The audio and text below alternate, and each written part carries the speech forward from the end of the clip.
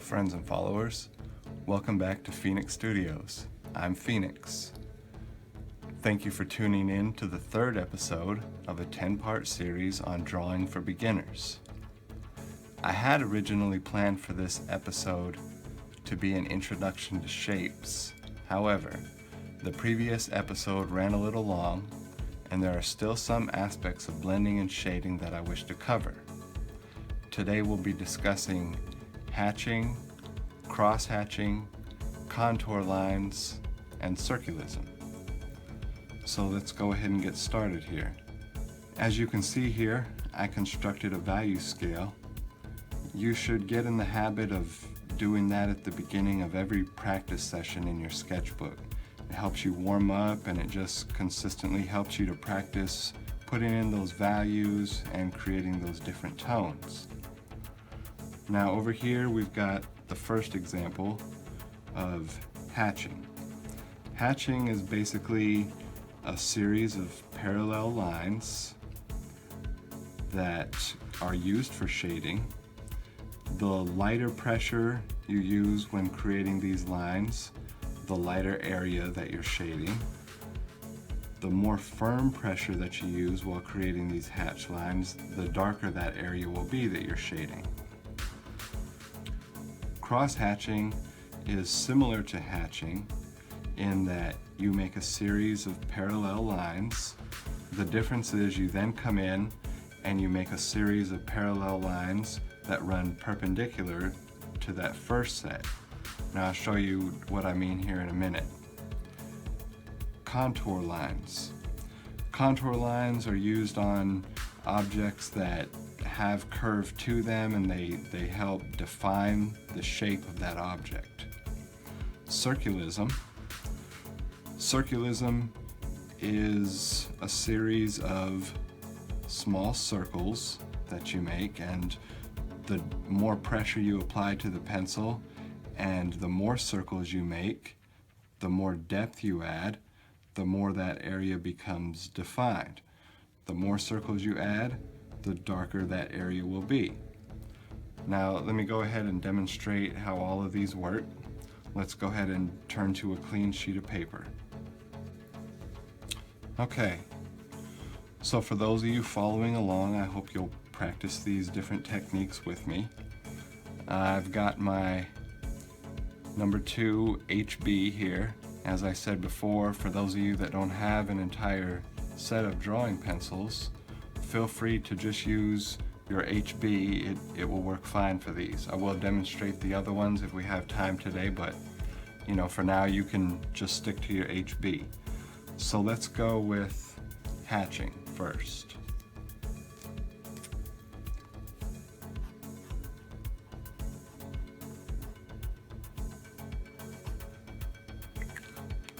So as I had said before, this is a shading technique that you can do that just involves a series of parallel lines.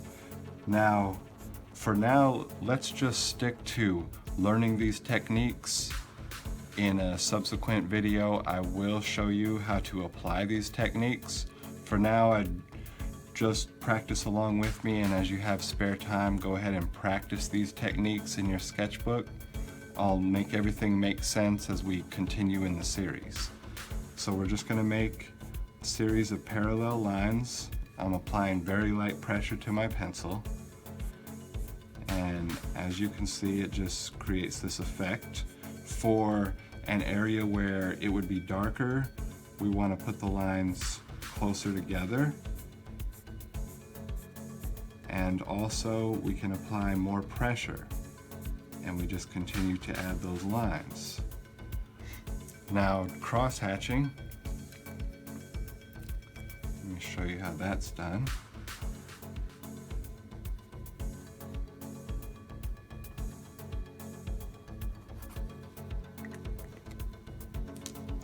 So, very similar to hatching, we're going to put a series of parallel lines, and then we're going to put a series of parallel lines that run perpendicular to the first set.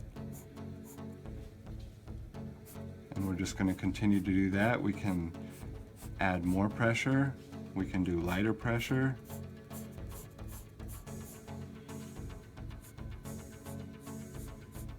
Here I'm adding less pressure.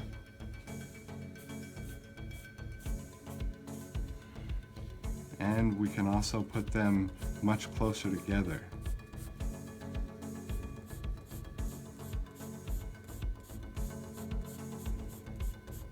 As you can see, you can get many different ranges of values there by just using this simple cross-hatching pattern.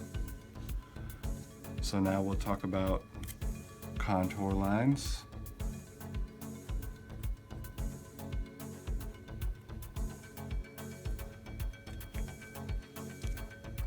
And these are lines, the best way for me to show you this is just to give you a simple example of, let's say,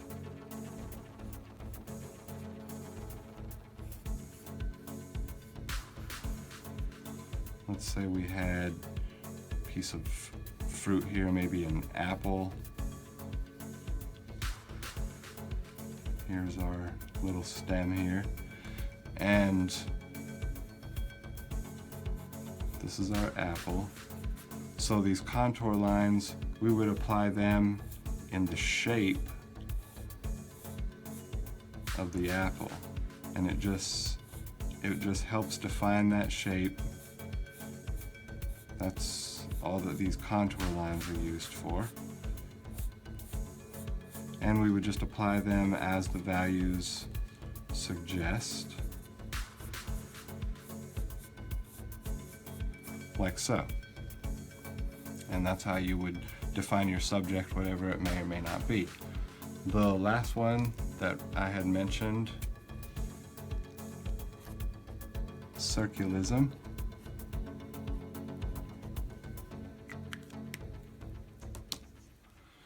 And this technique just involves making small circles here.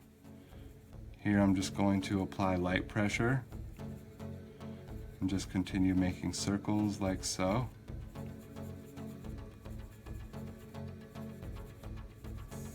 And the more circles you add, the more dense the area becomes. Now you can have an area where you apply a little more pressure, and we're just making lots and lots of little circles. Typically, something like this would be used for a soft material.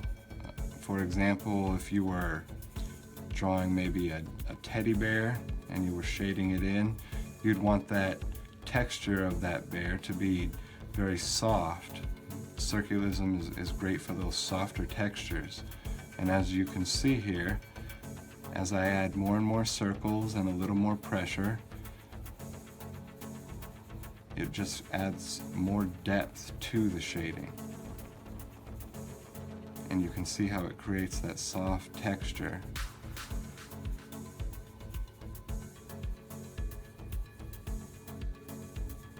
This is also good for shading in skin. If you're drawing a human subject, this is great for adding those very soft tones of skin.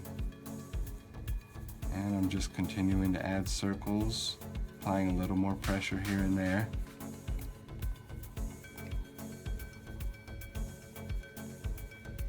And there you go. Hatching over here, hatching is great for things like, say, fingernails. If you're drawing hands, cross-hatching is good for woven fabrics, but it can be applied to shapes such as cubes, which I'll show you later on. Contour lines are great for, round objects like we demonstrated here. So that basically sums up what I wanted to show you today. I wanted to make sure that we at least covered these and that you just go ahead and practice these. Just continue to practice these things in your sketchbook. They'll come in handy when we get into shapes and then shading those shapes and making them three-dimensional objects. This will all make much more sense down the road. Just for now, just continue to practice these in your sketchbook. Remember, practice makes progress, not perfect. So something I want to mention, don't forget to stay tuned for the giveaway taking place at the end of this series. The way it works is when I post the 10th video, you just comment one thing that you learned from this series that benefited you artistically in any way. I'll be selecting one random comment from that 10th video, and the winner will receive a kit containing a package of beginner's art supplies. So you don't want to miss out on that. It doesn't cost you anything to enter. Before we sign off today, make sure you hit the subscribe button. Thank you for watching, as always, and I look forward to our next session. Go create something.